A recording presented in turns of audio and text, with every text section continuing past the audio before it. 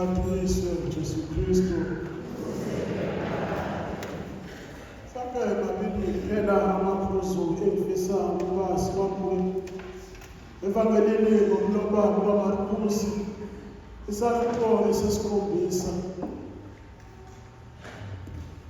Kuma-chapters adulela isahluko sanamhlanje sizwa ngemisebenzi eminingi uJesu ayenzayo nabafundi bakhe beshumayela izwi likaNkulunkulu, bephilisa abagulayo, benza izimangaliso eziningi ezibabazikayo.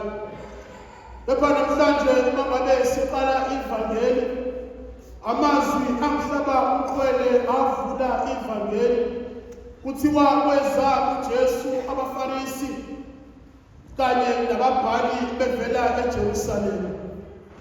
Into yokuqala uma ngabe befika uJesu banothisa okubi okwenziwa ngabafundi bakhe. Uma ngabe bebona uJesu nabafundi bakhe, into yokuqala abayinothisayo ukuthi abafundi bakaJesu badla bengcolile ngoba izandla zabo bengazigezile. So konke lokhu okuhle abakwenzile bakushaya indiva, abakunaki, but the only thing abayinyakayo ile embi eyenziwa abafundi bakaJesu ukuthi badla izandla zabo bengazigezile. So kumavangeli ewonke uma-15 makonje ewonke uma-7 amavangeli angisawu-7 nakanilongana awu-3 awu-4 okay.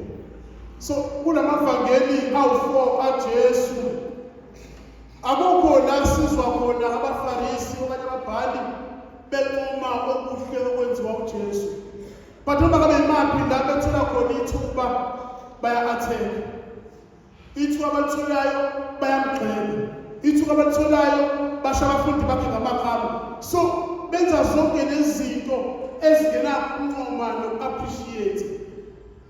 So namhlanje emvakelo esizwayo ibona lokho, the first thing abayinothisayo ukuthi abafundi bakaJesu benza something wrong.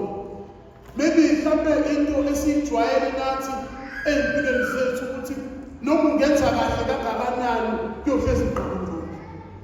So noma ungenza okuhle kangakanani, inqobo nje ngoba siyazi vele yenziwa wena owukuthi nokuthi kuzohlezi iqhakanyiswa njani okurona. So i-reality lena esiphila nayo ekuyinto ejwayelekile, noma ungafika emsebenzini zonke iy'nsuku, but ngosuku olulodwa la ufike khona late, ngibona supervisor sekubizele ofisini, ungenza kahle impilo yakho yonke, uthembeke umuntu ngephutha elilodwa nje olenzile bazokusebenzela amathelephone. So konke lokhu abafundi bakaJesu abakwenzile, abaFarisi bakushaya indiva, but they are waiting babona into wrong ebese bayona wakheka ngayo. Because lapha nathi kunabantu abahlezi befuna amaphutha abanjani bazozigxeka ngawo. Noma ungenza kahle kangakanani vele siyabazi. So noma ungazama kangakanani wenza okuhle vele siyakwazi ukuthi sifuna njani, sifuna iphutha ekulona sokukhulumisa ngalo ukuthi vele kakade vele nje. So le nto yenziwa abaFarisi into esiyijwayele, into esiphila kanye nayo. Kunabantu abathi ngizama konke ekhaya, but noma ngiyenzani bazohlezi bengikhumbuzisa vele ukuthi ngenze ukuthi. So nabantwana emakhaya bangenzani vele kakade umntwana wabo isigebengu, noma ngavuka clean igceke, akwashele imoto, akwenzele yonke into, but uzohlezi ufuna something negative ozoyisho ngayo. Noma ngenzani enzele ekhaya vele kakade umntwana wabo njani uyisidaba. So noma ungenzani vele they always look for something negative abazoyisho ngayo. Wenze kahle emhlanganweni ulovakala nje kuthiwa ngokubuthana ka so isizwe ube faithful iphuzu lesibili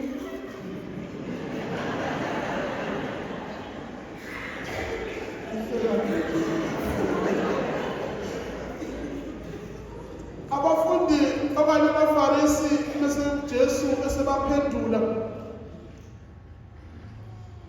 uthi umntaka Maria nizikhathaza ngemithetho ebekwe abantu, kepha liyakhohlwa umthetho kaNkulunkulu.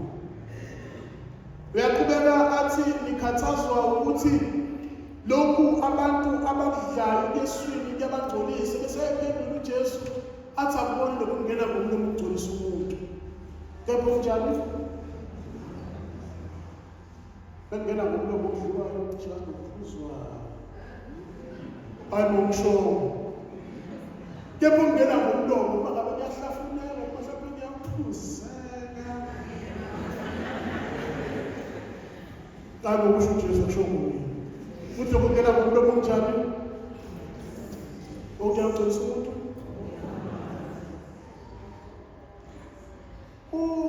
Ujwayelekile bayaye bathi kusho abantu angazi zonke angazi ukuthi lezo bethi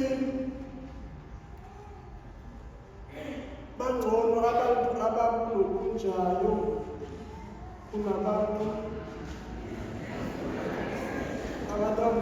ngena ngomlomo kuphela ne thina kuphuma phi ukuthi bona bangena ngomlomo benze bathi bavume sebe-right. Angithi thina kuphuma phi enhliziyweni? Kuhlala enhliziyweni, kuphela usuku, kuphela isonto, kuphela inyanga kulokuhleli enhliziyweni. Lokho bakufaka emlomeni kusasa sekuphumule angazi ngifake kusasa ngiyafaka amanzi ejuice ngakusasa suke sephumile emzimbeni.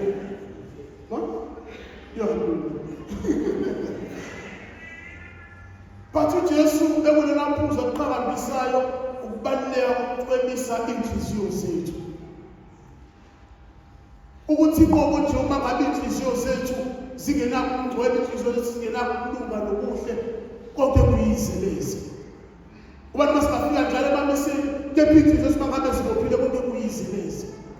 Noma singaba kuhle kanjani njengami nje nofata bami kwamlimoto bele babuma pholo noma ngabahle njengathi but inqobo nje esenhlizweni. Ngithe ngishumayela babona olesithathu sakwele ukuthi isikhathi esiningi sispenda ekuzilungiseni. Tell the college of the very ready for the outfit.